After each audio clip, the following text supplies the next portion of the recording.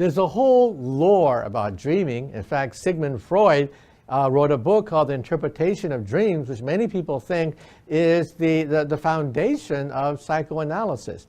Well, scientists now have looked at Freudian psychology and the brain using all these modern techniques. And first of all, we realize that perhaps Sigmund Freud wasn't totally wrong. There are many textbooks which simply dismiss Freudian psychology, calling it nuts.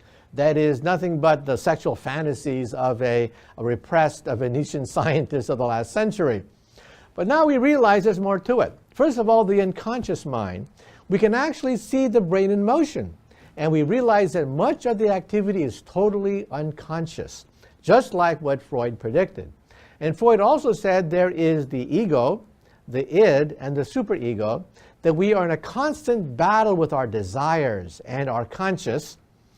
And we see that now with brain scans. The ego is basically your prefrontal cortex. That is who you are. When you wonder, where am I anyway? Well, you're right there. You are sitting right behind your forehead.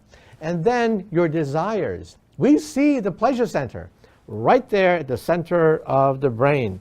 That is the libido. We see where the pleasure center is located.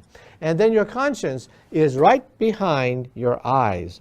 The orbital frontal cortex, right behind your eyes, is where your conscious is.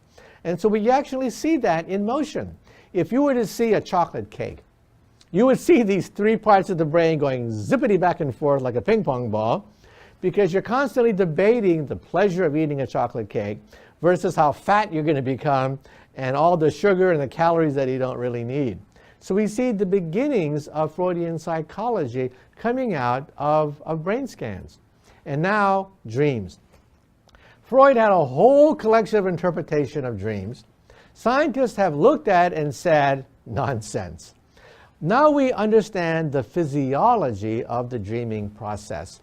And we realize that it comes at the back of the brain, a very primitive part of the brain, and that certain parts of the brain are shut off when you dream. First of all, your prefrontal cortex is basically shut off. It's quiet. Your orbital frontal cortex, that is your conscience, is also shut off. But that part of the brain is your fact checker. The part of the brain that said, that's not right, something's wrong, is right behind your eyes. That's shut off. What is active when you dream is your amygdala. And what does your amygdala govern? Fear and emotions. And so right then you know that when you dream, the active part of the brain is not the fact checker, not the rational brain, it's the emotional brain, the fearful brain that is active when you dream. And then there's some superstition called lucid dreaming, where you can actually control the direction of the dream. Well, that superstition last year became science fact.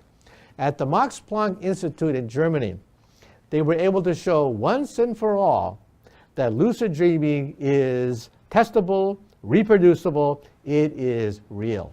And here's how they did it.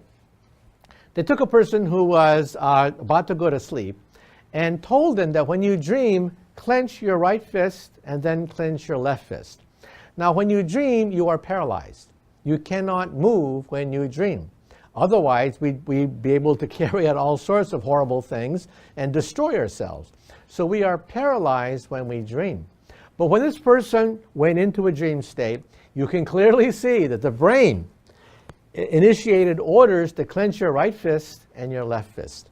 In other words, he was conscious while he was dreaming. There are many Buddhist texts, many texts hundreds of years old, that give you the outlines of how to control dreams, lucid dreaming. We now know that it's not hogwash, that you can actually do this. You can actually direct the course of your dream. And then one day, we may be able to brain scan the brain as you dream and put it on a screen. In which case, somebody will be able to see you dream and know the direction of the dream, and you are conscious of the process. In other words, the movie Inception is not totally hogwash.